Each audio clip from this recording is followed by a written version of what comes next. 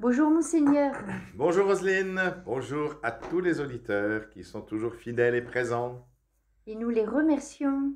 Alors Monseigneur, dans quelques jours, nous fêterons Noël, cette belle fête de Noël. Comment nous préparer à mieux accueillir cet enfant Dieu? Eh ben oui, alors cet enfant, comment on accueille un enfant déjà? Ça c'est quand même la question. L'enfant Dieu, c'est vrai, mais comment on accueille un enfant? On voit qu'aujourd'hui, les gens veulent plus faire d'enfants déjà, donc pourquoi? Qu'est-ce que ça veut dire? On n'aime plus la vie. Or, Dieu lui-même, qui est la vie avec un grand V, vient habiter notre vie humaine, ce qui n'est pas rien, hein. Quand vous lisez le livre de la Genèse, vous vous rendez compte que Dieu n'a pas créé la vie. Il crée les êtres vivants, c'est complètement différent. Et dans l'homme particulièrement, il insuffle son souffle de vie. Genèse 2.5. Et donc voilà, c'est donc que Dieu est la vie. Et voilà qu'il va prendre, il va habiter cette vie particulière et de la manière la plus étonnante qui soit. C'est vrai que quand on s'imagine Dieu Tout-Puissant, on s'imagine forcément le roi Louis XIV, enfin des gens extraordinaires, une magnificence qui manifeste quand même sa toute-puissance, quoi. Eh bien, qu'est-ce qu'il y a de plus vulnérable qu'un petit enfant? Rien. Vous allez me dire les personnes âgées. Maintenant, les personnes âgées sont vulnérables, bien sûr, parce qu'elles sont dépendantes, les personnes handicapées aussi, mais quand même, il reste toujours quelque chose d'une certaine forme d'autonomie, au moins d'intelligence ou de quelque chose par lequel elles peuvent s'exprimer. Mais un tout petit bébé qui vient de naître, il n'y a pas plus vulnérable que cela. Mais vraiment pas. C'est rien du tout. Un bébé, on sait, si on s'en occupe pas, il meurt très vite. Il faut que quelqu'un s'en occupe. Il faut que quelqu'un lui donne à manger, le couvre, etc. Autant chez les animaux, bon, un animal qui vient de naître, il peut survivre. Et puis, en général, il est programmé pour se débrouiller en partie. L'enfant, lui, ne sait rien faire, mais rien du tout. Simplement la succion pour téter le sein de sa mère, mais à part ça, il n'y a rien. Et donc, il n'y a pas un être plus vulnérable qu'un petit enfant. Et quand on pense que Dieu s'est fait vulnérable, alors ça, franchement, c'est incroyable. Le Tout-Puissant, celui qui a créé le ciel et la terre, que nous admirons, toute cette magnificence qui est autour de nous, ce qui est même un être humain, c'est quand même fantastique. Moi qui ai un peu étudié la physiologie, l'anatomie, c'est incroyable, incroyablement fantastique. Eh bien, celui qui a créé cela, il se fait complètement vulnérable. Il faut donc que quelqu'un l'accueille. Alors, qui va l'accueillir? Eh ben, dis donc, il n'a pas été très bien accueilli. Il n'y avait pas de place pour lui à l'auberge déjà, ça commence bien, hein. Et puis Hérode, après, voudra le tuer. Donc, oulala, mais voilà. En fait, qu'est-ce que cela veut dire? Ça veut dire que Dieu se fait petit enfant et il se livre dans nos bras. Alors ça, c'est extraordinaire. Il se livre dans nos bras. Heureusement, il y avait les bras de Marie, il y avait les bras de Joseph. Ces bras-là l'ont accueilli. Un cœur qui sait accueillir, qui sait ouvrir ses bras. Marie l'a pris dans ses bras. Joseph l'a pris dans ses bras. Joseph l'a protégé. Et Jésus s'est livré, le Verbe de Dieu, le Fils de Dieu, Dieu lui-même, s'est livré dans nos mains. Ça, c'est quand même incroyable. Alors, comment l'accueillir? Eh bien, comme Marie et Joseph, tout simplement, hein. Marie, elle l'a accueilli, elle a rendu grâce. Et puis, Joseph aussi l'a accueilli. Ils ont été tout admiratifs de voir que leur Dieu peut, comme cela, se livrer à eux dans leurs mains. Mais je vous signale que nous aussi, entre parenthèses, quand vous allez à la messe, Dieu, regardez l'humilité de Dieu. Voilà ce qu'on dit. Dieu s'est fait présent dans une petite hostie. Cette hostie, vous la recevez dans votre main ou sur votre langue. Mais peu importe, que ce soit sur votre main et sur votre langue, il est complètement vulnérable. Vous pourriez l'écraser, le jeter par terre, lui cracher dessus, le cracher, etc. Mais c'est terrible. Et c'est Dieu. C'est pas un morceau de pain. Il est devenu le Christ lui-même. Il se livre à nous. Mais c'est incroyable. Comment c'est possible? Ça, c'est un mystère. Et vous voyez quel infini respect il faut avoir, quelle délicatesse de cœur, quelqu'un qui nous aime à ce point, comment pouvez-vous l'accueillir? Il ne s'agit pas d'accueillir quelqu'un ou un autre suprême à qui il faudrait mettre un tapis brosse, hein. Non, non, c'est ouvrir son cœur, c'est tout. Ouvrir son cœur, ouvrir ses mains, ouvrir toute sa personne. C'est comme ça qu'il faut l'accueillir. Voilà, comprendre que Dieu ben, n'est pas loin du tout. Il faut l'accueillir. Et puis, voilà, je ne sais pas comment dire d'autre parce que je ne vois pas d'autre manière d'accueillir aujourd'hui l'enfant Dieu qui nous rappelle à Noël et par sa nativité que chaque jour, si nous le voulons, il vient jusqu'à nous et que nous pouvons l'accueillir vulnérable, extrêmement vulnérable, pour qu'il nous rende justement éternel, invulnérable. Voilà, il vient nous habiter de sa divinité. Notre pauvre misère est habitée de la divinité de Dieu.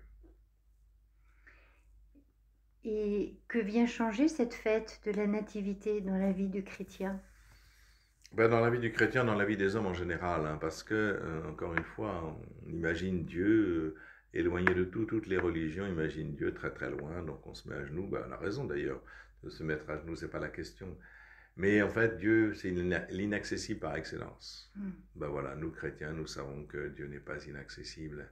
Non seulement il n'est pas inaccessible, comme si on pouvait aller jusqu'à lui, c'est lui qui vient jusqu'à nous. C'est un petit peu ce que je fais, vous savez, peut-être, enfin on en parlera tout à l'heure, mais dans le village Saint-Joseph, hein, puisque j'ai été bénir les maisons, puis en même temps, je vais célébrer la messe chez les gens. J'en ai voulu pas que je dise la messe chez vous. Ah, c'est pas possible, monseigneur. Mais si, bien sûr. Pendant 4 siècles, c'est ce qu'on a fait. Donc je vais chez eux, puisque eux, ils viennent plus voir Jésus, ils viennent plus à la messe, ils viennent plus le rencontrer. Eh ben, Jésus vient chez eux, comme il l'a fait il y a 2000 ans. Donc rien de plus normal. Donc vous voyez, c'est ça la nativité, c'est ça le Christ vient jusqu'à nous.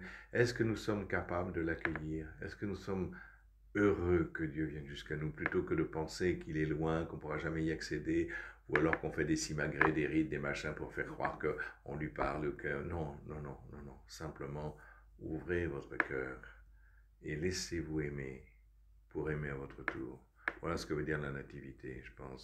Ça, c'est quand même extraordinaire. Dieu a pris chair de notre chair. Il a accepté d'être un petit enfant, d'être dépendant, d'être fatigué, d'avoir faim, d'avoir soif, peut-être même d'être excédé des gens qui l'entourent, comme ça peut nous arriver. Non, ça c'est peut-être pas possible chez Jésus, mais en tous les cas, bon voilà, il a accepté de vivre notre humanité avec tout ce qu'elle comporte d'amitié, mais aussi de trahison, etc. Et voilà, Dieu a voulu vivre ce que nous vivons pour nous montrer que ce que nous vivons peut être absolument rempli d'amour. C'est ce qu'il a fait.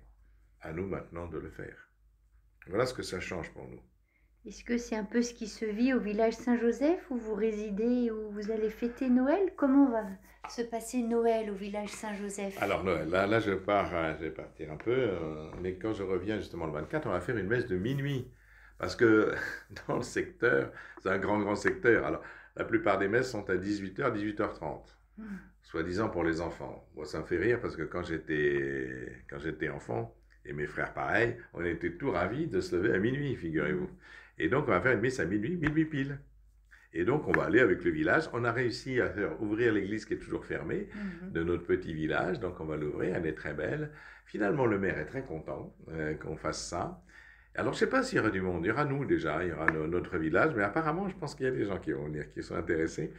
Et donc, on va faire cette messe de minuit, puis vivre Noël de la manière la plus simple possible, justement, en accueillant cet enfant, avec ces personnes qui sont vraiment très blessées. Et parce qu'elles sont blessées, elles savent accueillir la grâce. Je l'ai déjà dit, hein, mais vous voyez, c'est la blessure qu'ils ont dans le cœur rejoint la blessure de Christ sur la croix. C'est-à-dire, la blessure de Christ sur la croix nous ouvre à la grâce, nous communique la grâce. Et des fois, les cœurs brisés, blessés, comme ceux-là avec qui je vis, eh bien, ont un cœur ouvert et peuvent accueillir la grâce. Et c'est très beau. Moi, je vois le parcours qu'ils font. Il y en a qui ne connaissaient même pas Jésus-Christ, ne savaient même pas ce que c'était le christianisme. Mais moi, quand je vois le chemin qu'ils font, un de reconstruction, bien sûr, personnelle, parce que ce sont des gens qui sont très abîmés par des tas de choses, hein, par leur vie, par leurs antécédents, etc. Eh bien, quand je vois comment, en même temps qu'ils se reconstruisent, ils accueillent la grâce, et que cet accueil de la grâce leur permet vraiment de se reconstruire. Nous, vous voyez, on vit comme dans une famille. Hein? On mange ensemble, on fait la vaisselle ensemble, etc. Ah, c'est un peu la joie familiale. Et moi, j'ai des gens qui sont blessés, qui ne se sont pas choisis, qui sont là parce qu'ils sont complètement détruits. Quand je vois comment ils sont attentifs les uns aux autres, je me dis, il y a quelque chose de beau là. C'est vraiment ce que le Seigneur nous demande. C'est comme une famille, mais voilà, une famille où on apprend à s'aimer jour après jour. Magnifique. Je ne sais pas, mais en tous les cas, moi je me trouve bien, je me trouve vraiment à ma place. Mais grâce à eux, hein, grâce à eux. Et Donc, cela fait maintenant plus d'un an, monseigneur, que vous vivez dans bon, ce ça fait village presque un an et demi Saint-Joseph, que je oui. suis là, oui, oui. Est-ce que vous pouvez commencer à nous livrer, à nous dire un peu ce que vous avez pu découvrir à travers cette expérience? Bah, j'ai rien cherché en fait. Encore une fois, je me laisse un peu guider par Dieu. Et moi, je suis toujours étonné parce que le bon Dieu m'emmène là où je pensais pas. Depuis que j'ai dit oui, vraiment, c'est invraisemblable. Je ne sais même pas où je vais m'entraîner après. Mais voilà, c'est une expérience toute simple. J'ai senti qu'il fallait que je reste là. Au départ, je dis, je vais rester qu'un an, mais là, je pense qu'il faut que je reste. Parce que vous voyez, je vis avec eux, et cette vie avec eux me permet de comprendre que c'est aussi avec eux qu'on va pouvoir, manifester la mission. Vous voyez, une mission, le pape parle de, il faut être un amoureux pour être missionnaire. Donc, apprendre déjà à s'aimer mutuellement, et là, on devient missionnaire. Au départ, vous savez, les gens dans le village nous disaient, oh là, qu'est-ce que c'est ces gens-là? C'est que des voyous. Ils sortent de prison, de l'alcool, de la drogue. Oh là là, c'est... Et puis maintenant, les gens viennent. Ils sont bénévoles, ils sont heureux d'être là. Et il y a quelque chose qui se passe. Et maintenant, je vous dis, ben, je vais aller bénir les maisons à Pâques. On a été bénir les tombes à la Toussaint. Et les gens sont tout contents. Ils ne se rappelaient plus de tout ça. Et donc, alors, les gens avec qui je suis on fait des très jolies croix, et donc on les donne aux gens quand je vais bénir, je vais avec eux. Hein. Et alors il y en a 2 ou 3 qui viennent, ils ne viennent pas tous, hein, parce que sinon ça ferait, comme on est 14 en tout, y compris le couple qui est responsable du village, et ça fait beaucoup. Mais donc 2 ou 3 m'accompagnent, ils ont fait de très jolies croix, et je donne la croix aux gens, je dis, ben oui, vous pouvez mettre votre croix. Ça vous rappellera que votre maison a été bénie. Et donc les gens sont très touchés par ça. Vous voyez, c'est des choses très simples. Mais comment aller rejoindre les gens dans leur vie? C'est ça la question. Parce que, vous voyez, je pense aussi, cet été, pendant le Festival des Talents que nous avons organisé au village, c'est-à-dire avec des artistes, etc., j'ai ramené des reliques de Sainte-Claire et Saint-François. Et puis, du coup, on en a profité aussi, puisque c'était Saint-François, pour bénir les animaux. Alors, il n'y en avait pas énormément, mais il y en avait un peu. Il y avait un chat, un chien, des chiens, un cheval, enfin bref. On m'a pas amené un escargot, mais ça aurait pu. Et voilà, donc bénir les animaux, rejoindre les gens dans ce qui les touche. Voilà, qu'est-ce qu'est leur vie? Je pense qu'on a trop pensé que ce que nous proposons, c'est comme une marchandise, il faut que ça intéresse les gens. Mais ça intéresse plus les gens. La question, c'est que nous, si on s'intéresse aux gens, si on s'intéresse à leur vie, à leur famille, à leur maison, à leurs enfants, à tout ce qui touche leur vie, eh ben là, ils vont s'apercevoir que ben non, c'est vrai que ben, ils comptent. Ils comptent pour nous, mais ils comptent surtout pour Dieu. Ils vont comprendre que, voilà, je pense, voilà, c'est très modeste, c'est très humble, hein, c'est très... Mais, je sais pas, j'ai une intuition qu'il y a quelque chose qu'il faut continuer. Et d'ailleurs, le pape m'avait encouragé en me disant, c'est très bien ce que vous faites, ça fait du bien à l'Église. Je ne sais pas si ça fait du bien à l'Église, mais ça rejoint un peu ce qu'il dit dans ses encycliques. Mais bon, voilà, c'est comme ça. Est-ce qu'il y a des nouvelles personnes qui arrivent assez souvent dans ce Oui, village Saint-Joseph? non, il y en a qui restent. Alors, c'est très libre, ils s'en vont quand ils veulent. Hein. Donc, en général, une personne vient pendant 15 jours et puis voit, on peut voir si la vie correspond. Alors, il y a des règles, bien sûr, notamment, il n'y a pas d'alcool, évidemment, pas de tout ça. Hein. Et donc, pour eux, au début, c'est un peu dur hein, quand on sort de ce genre d'addiction. Hein. Des fois, il y a d'autres addictions. Donc, nous avons reçu une jeune fille, là, qui est addicte à tous les réseaux sociaux. Mais c'est une folie. C'est une folie. Je veux dire, elle est complètement malade. Elle est pleine de tocs. Et ouais, je peux vous dire, les 2 premiers jours, c'est terrible. Bon, voilà. Et puis, bon, elle apprend à vivre, etc. Alors, il y en a qui restent, il y en a qui sont là depuis 2 ans, 3 ans. Il y en a qui s'en vont assez vite, ça dépend. Hein, ils sont libres de partir quand ils veulent. Et en général, il ne faut pas qu'ils partent trop vite parce que, bien sûr, quand on a eu ce genre de problème, même quand on pense que ça va très bien, parce que c'est vrai que quand ils sont avec nous, ça va beaucoup mieux. Hein, c'est des belles personnes. Ils disent, ben, on est sorti d'affaires. S'ils sortent trop vite, ils risquent de replonger. Ouais. Surtout s'ils retombent dans le milieu dans lequel ils étaient auparavant. Hein. Donc voilà, on leur conseille de rester, mais ils ne sont pas du tout obligés de rester. Ils peuvent partir quand ils veulent. Merci, Monseigneur. Nous vous souhaitons une très belle fête de Noël à vous, à chacun de Roselyne, et puis à vous tous aussi. Ben oui. Très belle fête de Noël. Alors, on vous dit à l'année prochaine. Ben voilà, exactement. Merci, Monseigneur.